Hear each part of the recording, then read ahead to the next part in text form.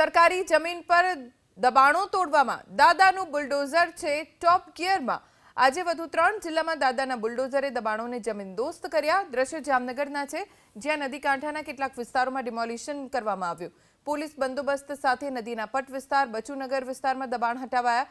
98,000 ચોરસ ફૂટ જમીન ખુલ્લી કરાવવામાં આવી।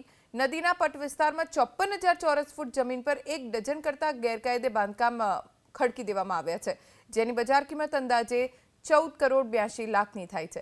આગામી સમયમાં દરેડ ખોડિયાર મંદિરથી લઈને વોહરા હજીરા સુધી અને વોહરા હજીરાથી ગાંધીનગર સ્મશાન સુધીના વિસ્તારના દબાણો દૂર થશે।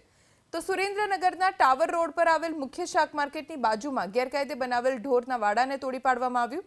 દબાણ હટાવતા રકઝક કરતા 2 મહિલાની અટકાયત થઈ। વિડીયોગ્રાફી કરીને ઢોરનો વાડો હટાવાયો। આ તરફ મોરબી મહાનગરપાલિકાની ટીમે પણ વાવડી રોડ પરની દુકાનોની બહાર કરેલા કાચા પાકા મકાનોને તોડી પડ્યા।